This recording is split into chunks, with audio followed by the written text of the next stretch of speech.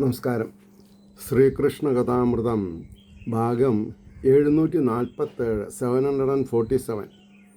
ഓം gum ഗണപതയേ നമഃ. ഓം some സരസ്വതേ സ്വാഹ. ഓം ശ്രീ ഗുരുഭ്യോ നമഃ. ഓം ശ്രീ രംഗനാഥ ശർമ്മണേ നമഃ. നാരായണ നാരായണ നാരായണ നാരായണ നാരായണ നാരായണ നാരായണ നാരായണ നാരായണ നാരായണ നാരായണ. ഓം ശ്രീകൃഷ്ണാർപ്പണമസ്തു. ഓം ശ്രീകൃഷ്ണായ പരബ്രഹ്മണേ നമഃ. ഓം ശ്രീകൃഷ്ണായ പരമാത്മനേ നമഃ. ഹരേ രാമ രാമ രാമ ഹരേ ഹരേ, ഹരേ കൃഷ്ണ കൃഷ്ണ കൃഷ്ണ ഹരേ ഹരേ. ഓം ശ്രീ രുക്മിണി സത്യഭാമ സമേത ശ്രീ ഗോപാലകൃഷ്ണസ്വാമിനേ നമഃ. ശ്രീകൃഷ്ണ കഥാമൃതം ഭാഗം 747. ഇന്ന് ഭഗവാന്റെ ഉപാസനാകാന്ഡം എന്നുള്ള ഭാഗത്ത് 19-ാം സർഗം പിങ്കളോപാഖ്യാനം. അപ്പോൾ കഴിഞ്ഞ എപ്പിസോഡിലെ 18-ാമത്തെ സർഗത്തിലെ അവസാനത്തെ ശ്ലോകം 30 പറഞ്ഞത്. അതായത് വൈരാഗ്യം ഈ ഞാനൊരു വേശ്യയിങ്കൽ നിന്നാം പഠിച്ചുള്ളത് പാർത്ഥിവേന്ദ്ര, വിരക്ത ചൂടാമണിയാം ഭവാനോടോതുന്നു ഞാൻ എത്തിരി വിസ്തരിക്കാം എന്നാണ് അവസാനത്തെ കൺക്ലൂഡിങ് പാർട്ടുണ്ടായിരുന്നത്.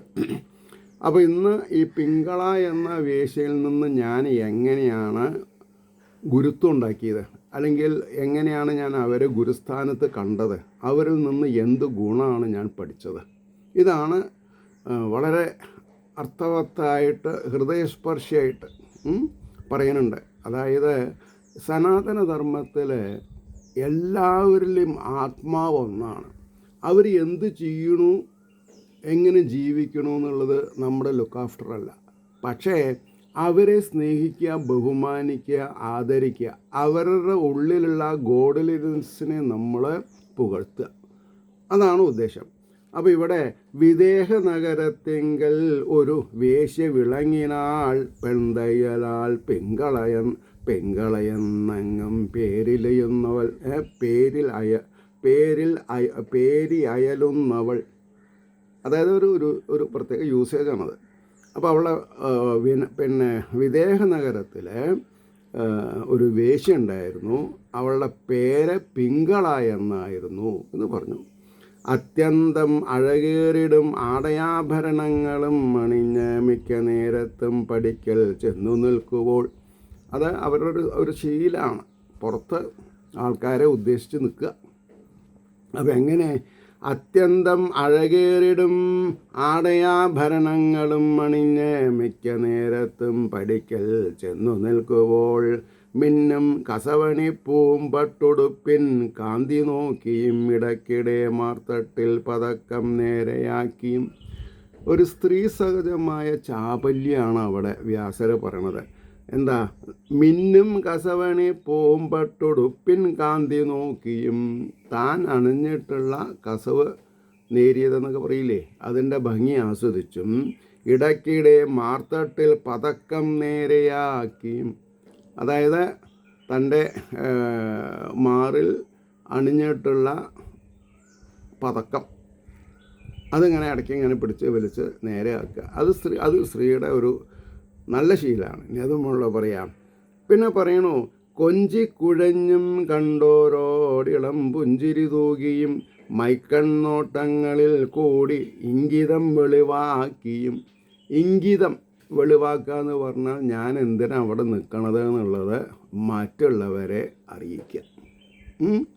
അപ്പോൾ ഇവിടെ കൊഞ്ചിക്കുഴഞ്ഞും കണ്ടോരോട് ഇളം പുഞ്ചിരി തൂകിയും, കാണുന്നവർക്കൊക്കെ ഫ്രീ ഗിഫ്റ്റാണ് ഒരു പുഞ്ചിരി. പിന്നെയോ മൈക്കണ്ണോട്ടങ്ങളിൽ കൂടി ഇംഗിതം വെളിവാക്കിയും, അവരുടെ ജോലി സംബന്ധമായിട്ടുള്ളതിലേക്ക് ആകർഷിക്കാൻ അവർക്ക് സാധിക്കും. അപ്പോൾ വഴിക്ക് അങ്ങിങ്ങു പോകുന്ന പുരുഷന്മാരെ ഒക്കെയും വശീകരിച്ചു സമ്പാദിച്ച് അതിനുള്ളൊരതിർത്തിയും. അപ്പോൾ അവരുടെ ജോലി എന്താ? വഴി കൂടെ പോകുന്ന വഴിപോക്കരെ കണ്ണ് കാണിച്ച് വിളിച്ച്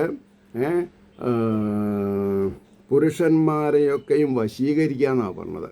വശീകരിച്ചു സമ്പാദിച്ചതിനുള്ളൊരതിർത്തിയും.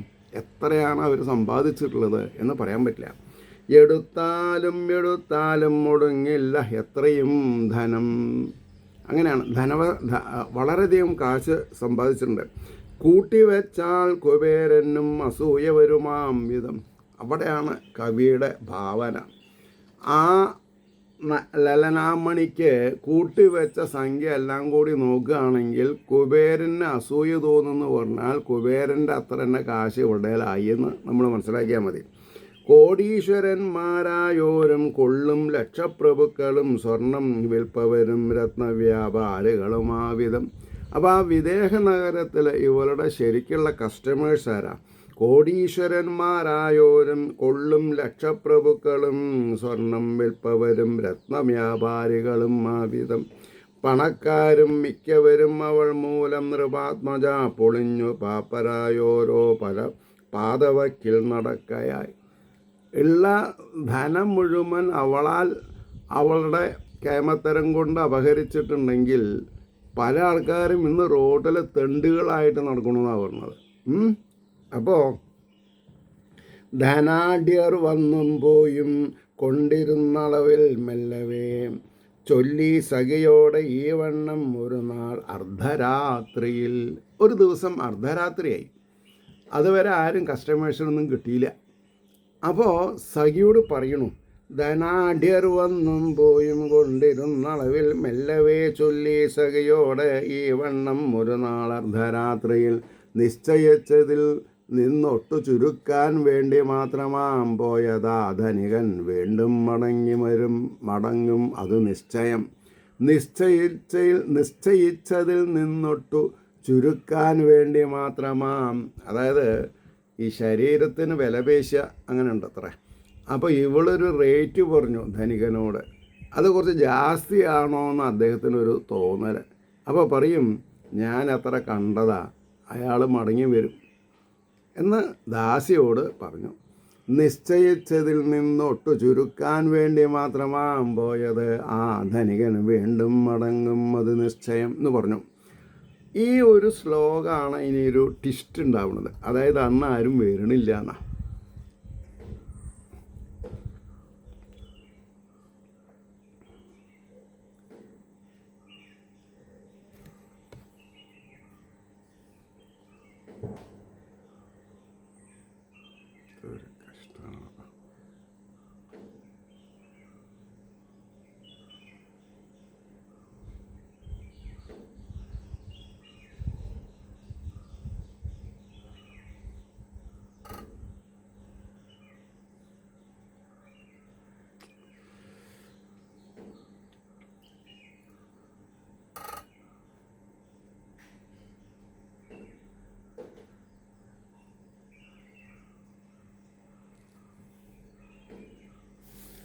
അപ്പോൾ ഒരു മിനിറ്റ് എനിക്ക് ചെറിയൊരു ഇൻകമിങ് കാള് ഡിസ്റ്റർബായി. അത് ഞാൻ ചെയ്യാൻ പാടില്ലാത്തതായിരുന്നു. കൃഷ്ണാനന്ദ സരസ്വതി ആയിരുന്നു. പക്ഷേ ഈ 8 മിനിറ്റ് സംസാരിച്ചത് പോവും. അതുകൊണ്ട് ഞാൻ ഈ എപ്പിസോഡ് കഴിഞ്ഞിട്ട് ഞാൻ അദ്ദേഹത്തിനെ വിളിക്കും. അപ്പോൾ ഇവിടെ എന്താ പറഞ്ഞത്? അല്ലെങ്കിൽ വരുമാം മറ്റേ വിഡ്ഢിവീമ്പുര ചെയ്യുവോൻ മണിപ്പതക്കവും കൊണ്ടിങ്ങനെയാ മതി കെട്ടവൻ. അപ്പോൾ വേറൊരു കസ്റ്റമറെ പറ്റിയിട്ട് ഇവൾ പരിതപിക്കുകയാണ്. അല്ലെങ്കിൽ വരും ആ മറ്റേ വെഡ്ഡി വീമ്പ് ചെയ്യുവോൻ. ചിലവരെ കസ്റ്റമേഴ്സ് പലവരും പല രീതിയിൽ വെറുതെ തള്ളുന്ന ആൾക്കാരുണ്ട്. മണിപ്പതക്കവും കൊണ്ടിങ്ങനെയാ മതി കെട്ടവൻ. ബോറനാണെന്ന് തന്നെ ഇവള് പറഞ്ഞത്. കടന്നു വന്നാലവനെ കടത്തിയിടില്ലകത്ത് ഞാൻ പെണ്ണുങ്ങളെപ്പോലെ ചമഞ്ഞണിഞ്ഞു പൊടി പൂശുവോൻ. അവൾ ഈ പറയുന്ന ആള്, ഈ രണ്ടാമത് പറഞ്ഞ ആള് പെണ്ണുങ്ങളെക്കാൾ ജാഗ്രതയിലാണ് ഇങ്ങനെ ഡ്രസ്സ് ചെയ്യുന്നതിൽ.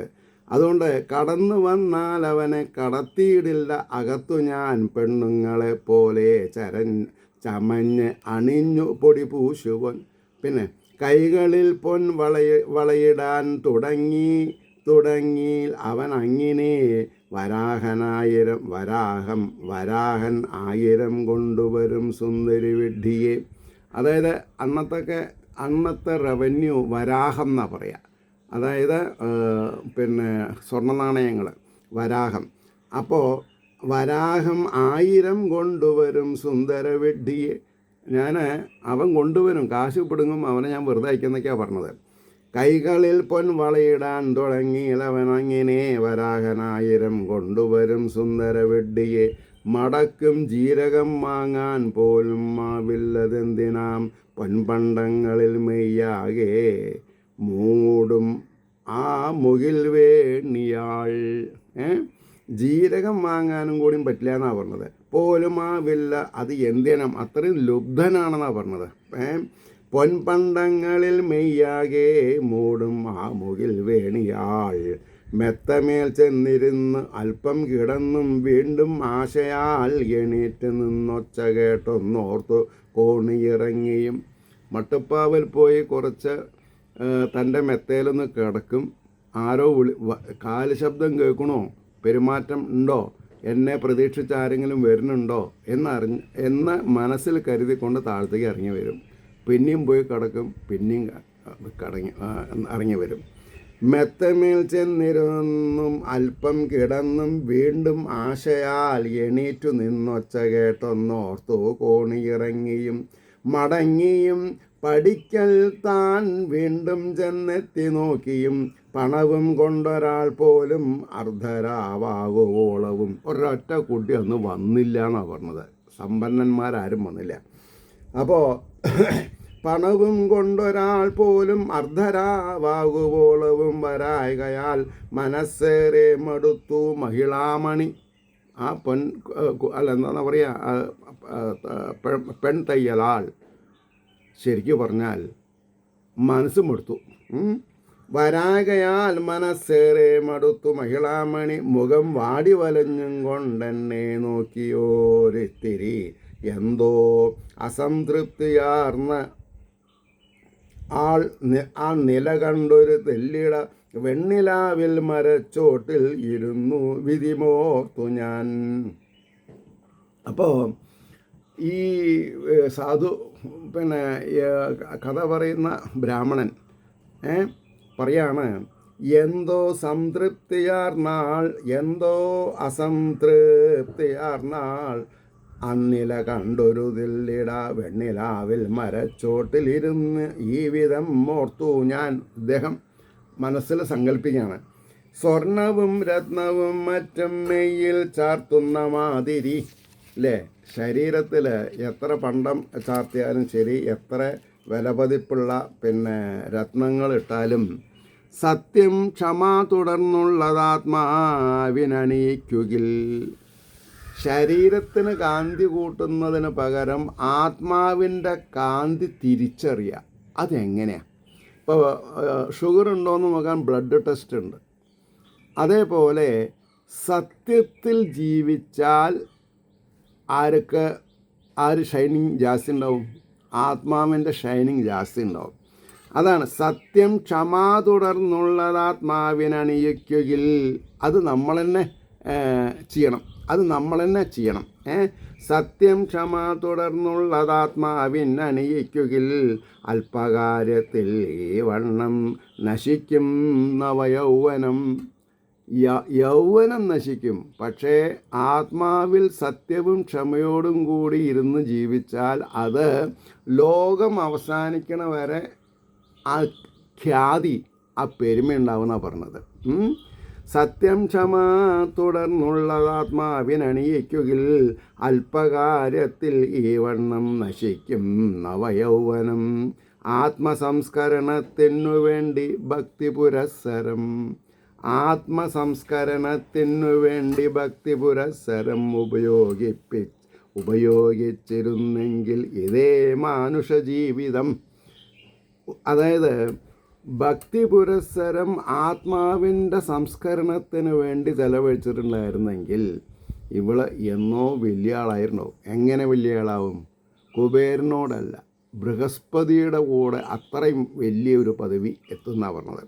ഉപയോഗിച്ചിരുന്നെങ്കിൽ ഇതേ മാനുഷ ജീവിതം എത്രയോ ധന്യമായി തീർന്നു. അപ്പോൾ കാശ് ധന്യതയ്ക്ക് വഴിയല്ല എന്നുള്ളത് ഇവിടെ പറഞ്ഞു. അത് നിങ്ങൾ എത്ര ആൾ മനസ്സിലാക്കിയെന്ന് എനിക്കറിയില്ല. കാശല്ല, പിന്നെന്താ? ശ്രേയസ്, ഈശ്വരാധീനം എത്രത്തോളം ഉണ്ട്.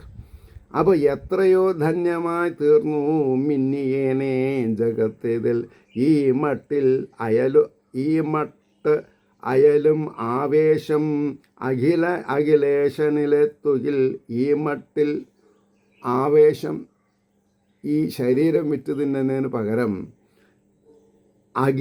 അഖിലേശനിലെത്തുകിൽ അതാൾക്കെഴും ആത്മാവാം അന്തര്യാമിയിലാവുകിൽ അവരവരിലുള്ള അന്തര്യാമിയിൽ ഭക്തി ശ്രദ്ധാപുരസ്സരം അനുഷ്ഠാനങ്ങളെ കൊണ്ട് അതിൻ്റെ ചാരുത അറിയാൻ തുടങ്ങിയാൽ everlasting piece and happiness, everlasting ഒരിക്കലും നശിക്കാത്തതെന്നർത്ഥം. അങ്ങിങ്ങലഞ്ഞിടും ബുദ്ധി നേർവഴിക്കു നയിക്കുകിൽ, പണം വേണം, പണം ഉണ്ടാക്കണം എന്ന് വിചാരിച്ച് അങ്ങിങ്ങ് അലഞ്ഞിടും ബുദ്ധി നേർവഴിക്കു നയിക്കുകിൽ ജന്മം സഫലമായേനെ പാവം ചിന്തിപ്പതില്ലവൾ. പരിതപിക്കുകയാണ്. എന്ത് പറഞ്ഞിട്ട്, ഓ നല്ലൊരു കുട്ടി, നല്ലൊരു സ്ത്രീ, എന്തിനാ ഈ ജന്മം ഇങ്ങനെ പാഴാക്കിയത്? വല്ല കുറൂരമ്മയോ അല്ലേ, അല്ലെങ്കിൽ ഭക്തമീരയോ ആവാൻ വിധിച്ചിട്ടൊരാൾ ഇങ്ങനെ ശരീരം വിട്ട് ജീവിക്കേണ്ട ഒരു ദുർഗതി വന്നൂല അവർക്ക്. അങ്ങിങ്ങലഞ്ഞിടും ബുദ്ധി നേർവഴിക്കു നയിക്കുകിൽ ജന്മം സഫലമായേനെ പാപം ചിന്തിപ്പതില്ലവൾ. വരാങ്കിയാമവൾക്കന്നാളെന്തോ ഭാഗ്യത്തിനാലുടൻ ഉള്ളിൽ പരമവൈരാഗ്യം ഉദിച്ചു നൃപനന്ദനാം. അപ്പോൾ ഈ അവധൂതൻ പിന്നെ പറയാണ്, ഈ 24 ഗുരുക്കന്മാരുടെ കാര്യത്തിൽ ഒരാൾ ഈ പിങ്കള എന്നുള്ള വേശ്യയുടെ പാരവശ്യം കണ്ട് ഒരു കാര്യം എനിക്ക് മനസ്സിലായി.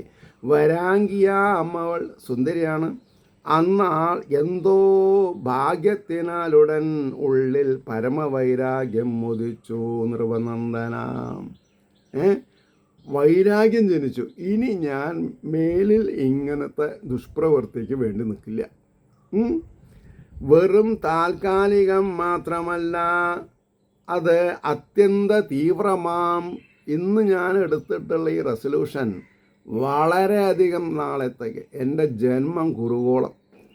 വെറും താൽക്കാലികം മാത്രമല്ല, അത് അത്യന്ത തീവ്രമാം ഭഗവത് പാദപത്മത്തിൽ എത്തിപ്പാൻ മതിയായതാം. ആ തീവ്രമായ വൈരാഗ്യത്തിൻ്റെ ഉദിക്കൽ അവർക്ക് മോക്ഷം പ്രദാനം ചെയ്യും എന്നുള്ളത് ഉറപ്പാക്കിയതാണ് പറഞ്ഞത്. മനുഷ്യജാതിക്കെന്നെന്നും ആത്മസംശുദ്ധി കാരണം. മനുഷ്യനായി പറഞ്ഞാൽ ആത്മാവിൻ്റെ ശുദ്ധത, സംശുദ്ധി. മനുഷ്യജാതിക്കെന്നെന്നും ആത്മസംശുദ്ധി കാരണം ആശാപാശമറുത്തിയിടും. ആശയം ആശ ഉണ്ടാവില്ല, മറുത്തിയിടും വാള് വൈരാഗ്യമാം നൃപ. ഹേ രാജാവേ, ഭക്തിജ്ഞാന വൈരാഗ്യങ്ങൾ വരണമെങ്കിൽ ആശാപാശം മറുക്കണം. അതിനുള്ള വാളാണ് വൈരാഗ്യം. ഇതൊന്നില്ലായിൽ ഇന്നേതു മഹാപണ്ഡിതനാകിലും. നോക്കൂ, ശ്രദ്ധിക്കണം. ഈ വൈരാഗ്യം വരാതെ കണ്ടിരുന്നാൽ എത്ര വലിയ പണ്ഡിതനാണെങ്കിലും ഗൃഹാധിബന്ധം നീക്കിയിടാൻ ആഗ്രഹം പോലും ആർന്നിടാൻ. ഗൃഹാധിബന്ധം, ഗൃഹസ്ഥാശ്രമം വെടിയാൻ തന്നെ താല്പര്യം കാണിക്കില്ല, എത്ര മുതുക്കനായാലും ശരി. ഈ വണ്ണം ഉള്ളം വിരിയും വരാങ്കി വാർവെണ്ണിലാവാർന്നു വിരിഞ്ഞ രാവിൽ വിരക്തയായി പാടിയ പുണ്യഗീതം വിശുദ്ധമൊന്നിത്തിരി കേട്ടുകൊള്ളൂ. ആ 19ാമത്തെ സർഗം അവസാനിക്കുന്നത് 28ാമത്തെ ശ്ലോകത്തിലാണ്. അതെങ്ങനെ പറയണു? ഈ വണ്ണം ഉള്ളം വിരിയും വരാങ്കി. ഏതൊരാളുടെയും മനസ്സിനെ കുളിർപ്പിക്കും, ആത്മീയത മുട്ടിടും, പൂക്കും. വാർവെണ്ണിലാവാർന്നു വിരിഞ്ഞ രാവിൽ വിരക്തയായി പാടിയ പുണ്യഗീതം വിശുദ്ധമൊന്നിത്തിരി കേട്ടുകൊള്ളു. ഇത് ശ്രീകൃഷ്ണ കഥാമൃതേ കലികൽമഷനാശനെ ഉപാസനാകാണ്ഡേ ഏകോനവിംശ സർഗ. സർവത്ര ഗോവിന്ദനാമസങ്കീർത്തനം. ഗോവിന്ദ ഗോവിന്ദ. 20ാം സർഗം നൈരാശ്യം പരമം സുഖം എന്നാണ്. നിരാശയിൽ നിന്നാണ് വ്യക്തികൾ വൈരാഗ്യം സമ്പാദിക്കുന്നത്. നിരാശ, ആശ നടക്കാതെ കണ്ടിരിക്കുമ്പോൾ അല്ലേ, ആശ നടക്കാതെ കണ്ടിരിക്കുമ്പോൾ വൈരാഗ്യം വരും. അത് ഒന്നാമത്തെ ശ്ലോകം. കഷ്ടേ ഞാൻ ഇന്ദ്രിയങ്ങൾക്കും മനസ്സിനും ഇതേവരെ അടിമപ്പെട്ടു താൻ ജന്മം പാഴാക്കിയിടിന പാപിയാം. അപ്പോൾ ഇതുവരെ ലക്ഷപ്രഭുക്കൾ വരും എന്ന് വിചാരിച്ച് ഉറക്കമൊഴിച്ച് അങ്ങോട്ട് നടന്നും ഇങ്ങോട്ട് നടന്നും സമയം പാഴാക്കിയ ആ സ്ത്രീ രത്നം എന്ന് പറയാ, കുടിലയാണെങ്കിലും കഷ്ടമേ ഞാൻ ഇന്ദ്രിയങ്ങൾക്കും മനസ്സിനും ഇതേവരെ അടിമപ്പെട്ടു താൻ ജന്മം പാഴാക്കിയിടന പാപിയം അഖണ്ഡാനന്ദം മരുളും ആത്മാവിൽ ചിന്ത എന്നിയേ. ഈ ആത്മാവിൻ്റെ വിശേഷമാണ് അഖണ്ഡം ആനന്ദമരുളും, ഖണ്ഡിക്കാത്ത ആനന്ദം. എണ്ണ ഒഴുകുന്ന പോലെ തിരിമുറിയാതെ കണ്ട് ഫ്ലോ അല്ലേ, ഫ്ലോവോട് കൂടിയിട്ട് അഖണ്ഡാനന്ദമരുളും ആത്മാവിൽ ചിന്ത എന്നിയേ വെറും തുച്ഛം മനുഷ്യങ്കൽ നിന്നാ സൗഖ്യം കൊതിച്ചു ഞാൻ. പുരുഷന്മാരിൽ നിന്ന് സ്ത്രീക്കോ സ്ത്രീകളിൽ നിന്ന് പുരുഷന്മാരോ എന്തെങ്കിലും സുഖം ആലോചിക്കുന്നുണ്ടെങ്കിൽ അത് നൈമിഷികമാണെന്നും അത് അനന്തരം പാപപങ്കിലമായ ഒരവസ്ഥയെ പ്രാപിക്കുമെന്നും സച്ചിദാനന്ദഘനശ്യാമനായിരിക്കുന്ന അന്തര്യാമിയായിട്ട് വർത്തിക്കുന്ന ആ പരമപുരുഷൻ്റെ മൈത്രി നമ്മൾക്ക് നഷ്ടപ്പെടുന്നൊക്കെ നമ്മൾ മനസ്സിലാക്കിയാൽ തെറ്റ് ചെയ്യില്ല. അതുകൊണ്ടാണ് പറഞ്ഞത് വെറും തുച്ഛ മനുഷ്യങ്ങൾ നിന്നാ സൗഖ്യം കൊതിച്ചു ഞാൻ തെളിഞ്ഞൊഴുകിയിടും ഗംഗാജലം കൈവിട്ടു ദൂരവേ അലഞ്ഞ അഴുക്കുചാൽ വെള്ളം മോന്തിടും പട്ടി പോലവേ. ഇതാണ് വൈരാഗ്യം വരാനുള്ള ശ്ലോകം. എന്താ? തെളിഞ്ഞൊഴുകുന്ന ഗംഗാജലത്തിൽ കുളിക്കുകയോ വെള്ളം കുടിക്കുകയോ ചെയ്യാതെ കണ്ട് വിദൂരത്തുള്ള കാളച്ചാലത്തെ വെള്ളം അല്ലേ, കാന വെള്ളം ആരെങ്കിലും കുടിക്കുമോ? അതാണ് അലഞ്ഞ അഴുക്കുചാൽ വെള്ളം മോന്തിടും പട്ടി പോലവേ.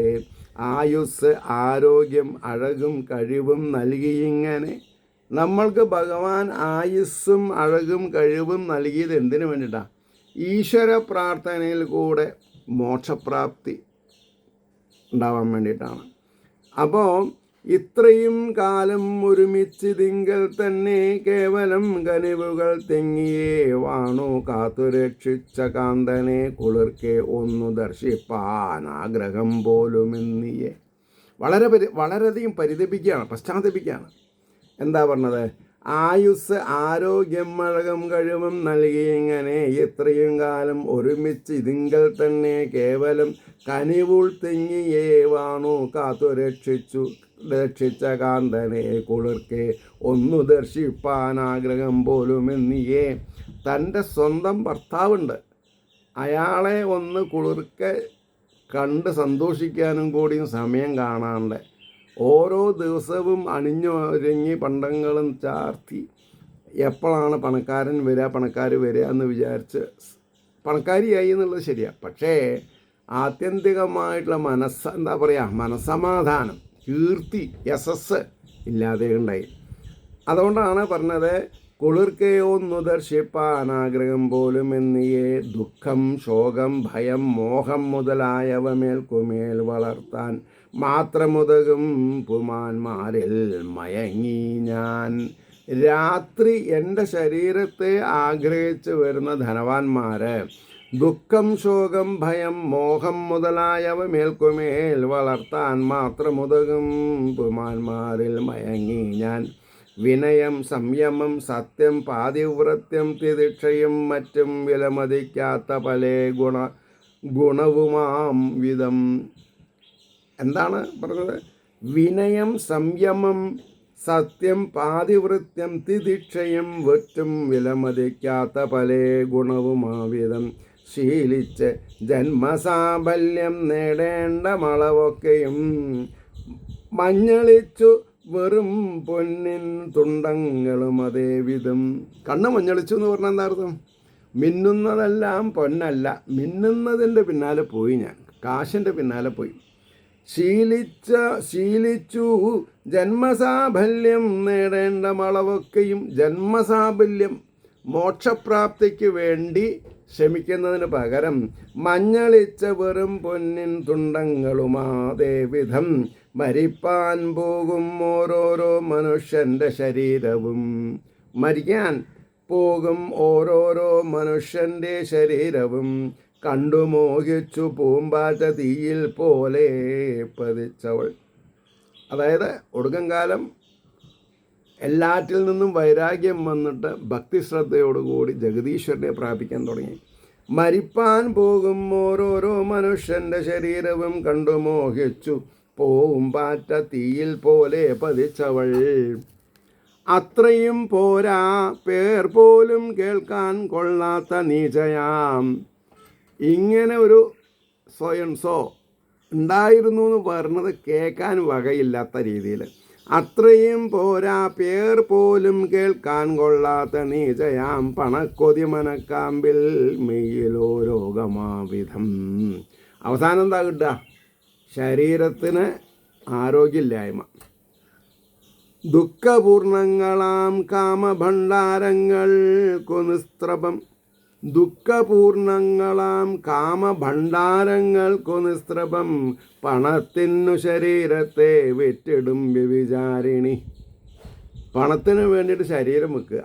എന്നിട്ടോ കോടീശ്വരൻ്റേതായാലും കോമളാങ്കൻ്റെയാകിലും വിപ്രോത്തമൻ്റേതായാലും വിദ്വാൻമാരുടെ ആകിലും ആരിൽ നിന്ന് ശേഖരിച്ചതാണെങ്കിലും ശരി, കറുത്തവനെന്നോ വെളുത്തവനെന്നോ പണ്ഡിതനെന്നോ പാമരനെന്നോ അതിന് വ്യത്യാസമില്ല. കാശിൻ്റെ മൂല്യം അത് ഒരേപോലെയാണ്. അതുകൊണ്ട് ദിവസം ദിവസം മുക്കി തുടച്ചിടായിക ഈ ഉടൽ. ഈ ശരീരത്തെ എത്രത്തോളം കാത്തു രക്ഷിക്കാൻ ശ്രദ്ധിക്കണോ അത്രത്തോളം പരാജയം വരും. എന്താ അങ്ങനെ പറയാൻ? ചിലവരുണ്ട് ഓരോ ദിവസവും കണ്ട് പരസ്യങ്ങളിൽ മുങ്ങിയിട്ട് അത് വാങ്ങുക ഇത് വാങ്ങുക ഉപയോഗിക്കുക. അവസാനം അത് നമ്മൾക്ക് തന്നെ ഒരു ആരോഗ്യ പ്രശ്നമായിട്ട് മാറുന്നതാണ് പറഞ്ഞത്. അതുകൊണ്ടാണ് പറഞ്ഞത് ദിവസം ദിവസം മുക്കി തുടച്ചിടാക ഈ ഉടൽ വിയർത്തുനാറും ആ മട്ടാർന്നൊരു സാധനമല്ലയോ. ഈ ശരീരം ശരിക്കും എന്താ? വിയർത്തുനാറും മാറും ആ മട്ടാർന്നൊരു സാധനമല്ലയോ. വിയർത്താൽ നാറ്റം വരുന്നതല്ല ഈ ശരീരം. അമരാധിപനായാലും ഏതോ ഉർവശിയാകിലും കമ്പാരിസനാണ്. ഈ ഭൂമണ്ഡലത്തിൽ എത്ര വലിയ ഇന്ദ്രനാണെങ്കിലും എത്ര വലിയ ഉർവശിയാണെങ്കിലും മരിക്കിൽ ഏവരും മണ്ണിൽ വെറും പ്രേതങ്ങൾ മാത്രമാ. മരിച്ചിട്ട് ബാക്കിയുള്ള സമയത്തുള്ള ശരീരത്തിനാണ് പ്രേതം എന്ന് പറയാം. അതുകൊണ്ട് വിചാരം ചെയ്യ്. അപ്പോൾ പറഞ്ഞു മരിക്കിലേവരും മണ്ണിൽ വെറും പ്രേതങ്ങൾ മാത്രമാം. വിചാരം ചെയ്യിൽ ഈ മർത്യദേഹത്തിൽ ഇയലും നില ഭീവത്സിതം അതിനുള്ളം കണ്ടാൽ. എന്നും ഉണ്ണുകില്ല ഒരാൾ ഈ ശരീരാന്തർഗതമായ മാലിന്യങ്ങൾ കാണാനിട വന്നാൽ നമ്മൾ ഒരിക്കലും ഊണ് കഴിക്കാൻ സാധിക്കില്ല എന്നാണ് പറഞ്ഞത്. അത്രയും മാലിന്യ കൂമ്പാരാണ് ശരീരത്തിൻ്റെ ഉള്ളിൽ. അവരാം സുന്ദരന്മാരും മഹാസുന്ദരിമാരുമായി തെളിഞ്ഞുകൊണ്ടുമയ്യാകെ പണവും പണ്ടവും മുണ്ടുമായി. അല്ലേ? ഓരോരുത്തരുടെ നടത്തം ശീലങ്ങൾ കാണുമ്പോൾ എത്രയോ വലിയ ആൾക്കാരാണ് അവർ. എന്നിട്ടോ 1000 കുറി കണ്ണാടി നോക്കിയേറെ മയങ്ങുമ്പോൾ. അതിൽ പ്രത്യേകിച്ച് സ്ത്രീകൾ ഒരു പ്രാവശ്യമല്ല കണ്ണാടി നോക്കുക, 1000 പ്രാവശ്യം അങ്ങോട്ട് തിരിഞ്ഞ് ഇങ്ങോട്ട് തിരിഞ്ഞ്. അപ്പോൾ 1000 കുറി കണ്ണാടി നോക്കിയേറെ മയങ്ങുപോർ മിനുക്കുപണിയും ശീലത്തരവും കൊണ്ടു മാനുഷൻ. കയ്യിലിരിപ്പ് മോശമാവുമ്പോഴാണ് ഇങ്ങനെയൊക്കെ വരിക. എന്താ? മിനുക്കുപണിയും ശീലത്തരവും കൊണ്ടു മാനുഷൻ. 18ാമത്തെ ശ്ലോകം നോക്കിക്കോളൂ.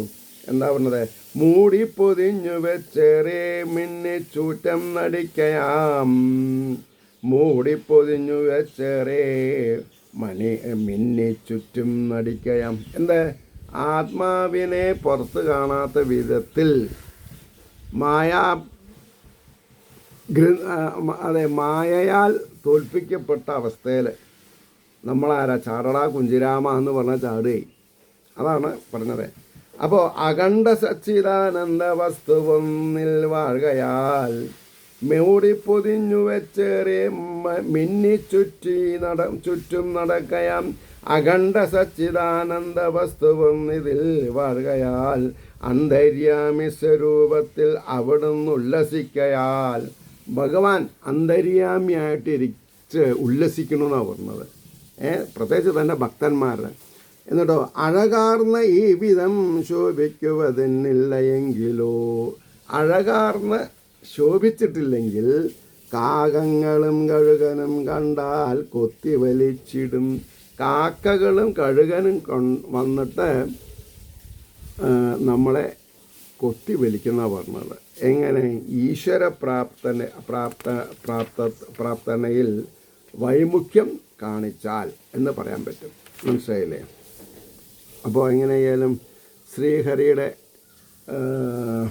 അനുഗ്രഹാശിസുകൾ നിർലോഭം എല്ലാവരിലും എത്തട്ടെ എന്നും ലോകാ സമസ്ത ശ്രീനോ ഭവന്തു ആയിരിക്കട്ടെ നമ്മുടെ പ്രാർത്ഥന എന്നും ഓർമ്മിപ്പിച്ചുകൊണ്ട് വാക്കുകൾ ഉപസംഹരിക്കുന്നു. നമസ്കാരം. നാളെ കാണാം.